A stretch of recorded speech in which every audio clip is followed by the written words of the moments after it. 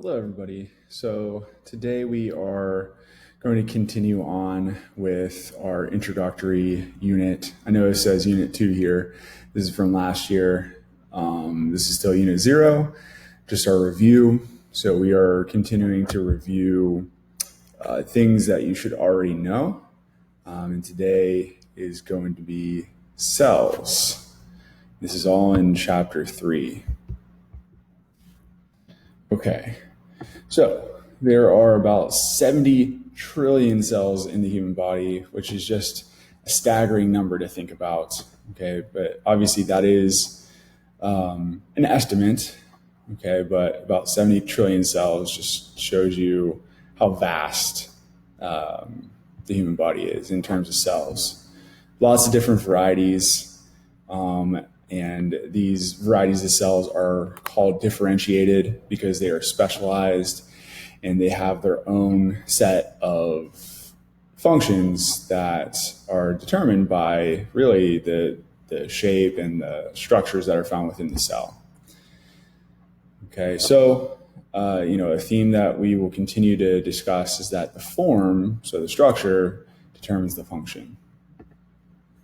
So there are 3 main parts of the cell: the membrane, the cytoplasm, and the nucleus. So we're going to start off with the cell membrane. It is the outermost limit of the cell. It is selectively permeable, which means that some things can go in and out freely and other things cannot. So there have to be structures that allow for the flow of these things inside and out. Okay, but it separates the inside of the cell from the outside. The membrane is also the site for metabolic reactions. And there is also lots of communication that occurs between cells, okay, so that they can interact in certain ways. So the macromolecule that makes up the plasma membrane primarily is the phospholipid. So there is a phospholipid bilayer, which just means that there are 2 layers here, and they organize this way. Okay, so again, it is selectively permeable, so some things can come in and some things can go out. But if you look here and remember, with the phospholipids, the head, where that phosphate group is hydrophilic because it's polar, and the tails, the fatty acid tails, which orient on the inside, are hydrophobic because they are nonpolar parts of the phospholipid. Okay, so they organize this way in this double layer because the inside of the cell, okay, the cytosol is a lot of water, and the extracellular fluid out here is also lots of water. So the cell membrane will be set up this way so that the tails, which don't like the water, are oriented away from that water. Okay, so again, the tail's on the inside, the head's on the outside. There are proteins located within the membrane, as well as carbohydrates. So you can see a glycoprotein here. These are typically going to be the little almost name tags of the cell. So the antigens and whatnot that give other cells an indication of what this cell is and who it belongs to. Okay, so because of the nonpolar tails being on the inside, it allows other nonpolar things to pass through pretty freely. So nonpolar molecules like oxygen, carbon dioxide, and steroids can pass through freely, whereas polar things like proteins and even water cannot pass through very freely. Okay, and down here, these little yellow things, remember, we got the 4 connected carbon rings. These are steroid molecules that help to stabilize the phospholipids, because the phospholipids are able to flow through the membrane pretty freely, but the steroids help to add a little bit of rigidity there. Okay, so within the membrane, we have proteins, Integral proteins go all the way through and allow substances to pass through them.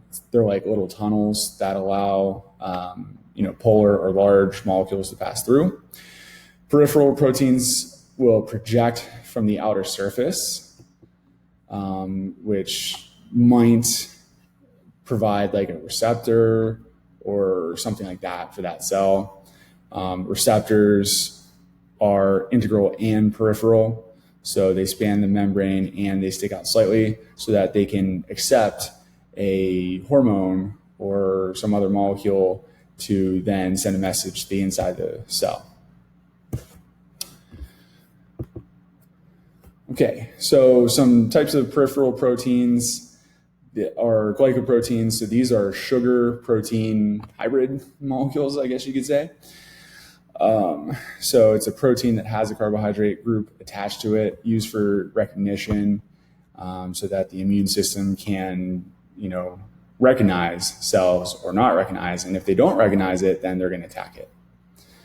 Okay, there are cellular adhesion molecules, or CAM, and so cells will use these to attach to another cell. Intracellular junctions, we have tight junctions, desmosomes, and gap junctions. So the tight junction here really holds these cells very closely together, so that there really cannot be much of anything in between the cells.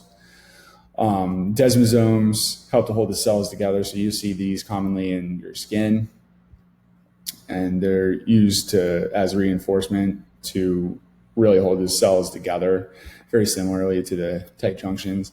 And gap junctions, again, are kind of like little tunnels, like we were talking about with those proteins in the membrane. But these gap junctions will actually go from one cell to another cell, providing a tunnel between two cells. Okay, so cells can share things and even send messages to one another. There you go, a little larger picture. Okay, so now the cytoplasm is going to include the cytosol, which is the liquid that contains water and all the dissolved stuff. The cytoskeleton, which provides the structure for the cell, and all organelles. Okay, so it is contained within the plasma membrane and is everything outside of the nucleus. All of our stuff here. Again, all of these structures you should already know, but let's go over a quick rundown of them. All right, so ribosomes are pretty small, spherical structures. They're made within the nucleus at the nucleolus, and they're composed of RNA and proteins, and they're responsible for protein synthesis. So taking RNA and translating it through the process of translation into a polypeptide. The endoplasmic reticulum, we can have one of two. So it can be rough and have ribosomes embedded within it. And this is going to be another location where proteins are synthesized. So the rough ER is one location for ribosomes, and ribosomes can also be found just freely within the cytosol. So the proteins will be synthesized here and then transported to the Golgi apparatus for additional work. The smooth ER does not have ribosomes, so it'll look smoother than the rough ER. It's a location where lipids are synthesized, and also, things like alcohol and drugs will be broken down within the smooth ER. So in organs like your liver, the cells are going to have more substantial smooth ER. All right, the Golgi apparatus is another membrane-bound organelle, and it looks like a stack of little flattened sacs of membrane, and each of those sacs are called cisternae. The Golgi apparatus will take the proteins from the rough ER, refine them, maybe change the structure up a little bit, but then package them and then deliver them either to within the cell or outside of the cell. So basically they're making little packages or vesicles, which are membranes that are surrounding these proteins And that will allow for exocytosis to happen, for the proteins to be sent outside of the cell. Okay, so vesicles are just the membrane sacs that the Golgi apparatus will form to help to transport like the proteins, but they can also help to transport other things as well. Okay, the mitochondria, aka the powerhouse of the cell. This is the location of cellular respiration. It's composed of many membranes, so two different types of membranes. And again, this is the location of cellular respiration for the breakdown of glucose in order to form ATP, which is the energy currency within the cell. Lysosomes help to break down things. So they're like vesicles, but they contain a lot of pretty powerful chemicals and proteins within them to help to break down either old molecules or kill bacteria. Peroxisomes are similar to lysosomes, but they contain specifically the peroxidase enzymes, which will help with chemical reactions to break down things and produce, and in that process will produce hydrogen peroxide, which is toxic to the inside of your cell. So it's very important that it also has these catalase enzymes to break down the H2O2 into just oxygen and water. Sensosomes are,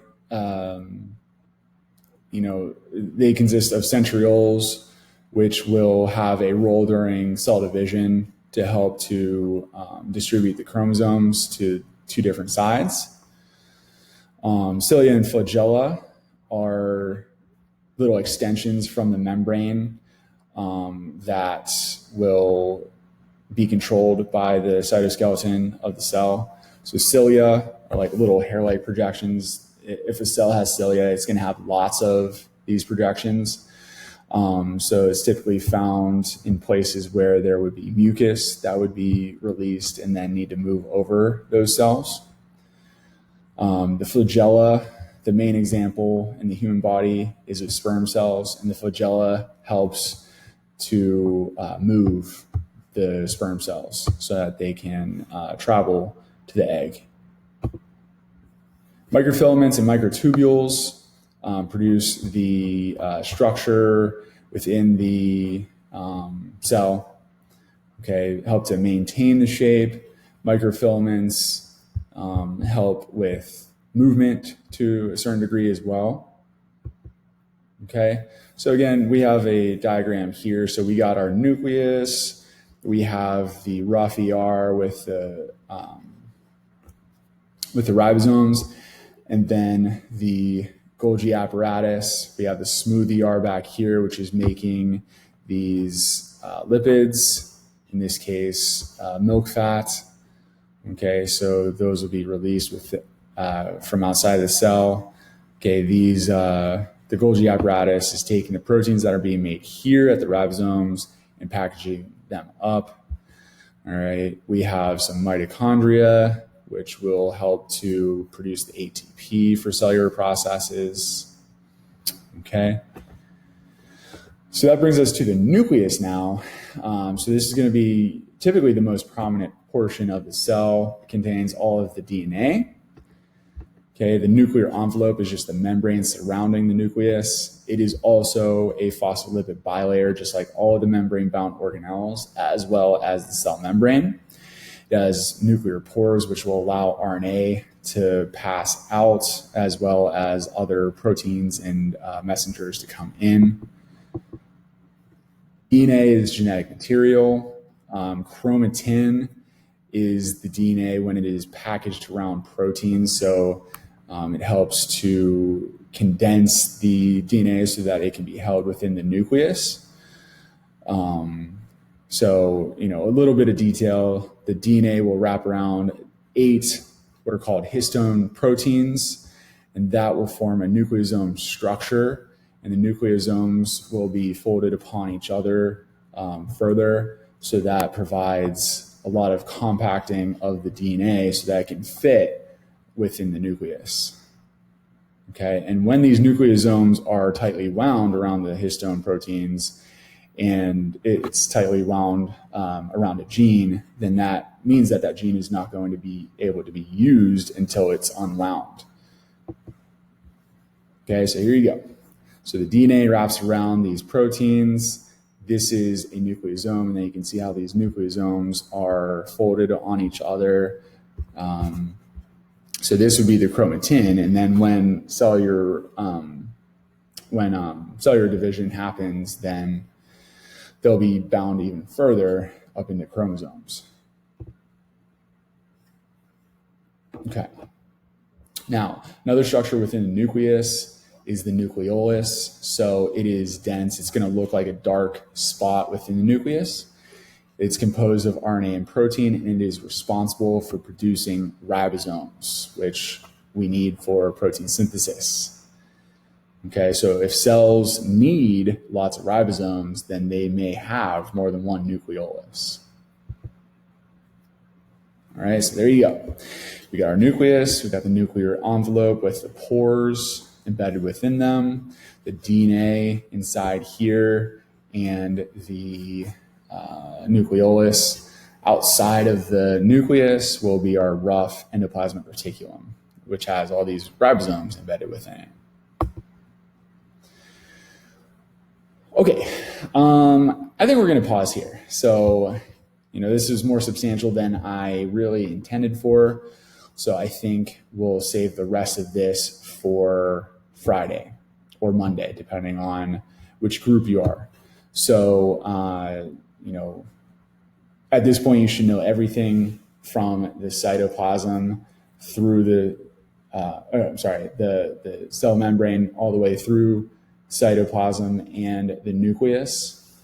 Okay, so we will continue with these membrane processes and other cellular processes after you are good with this.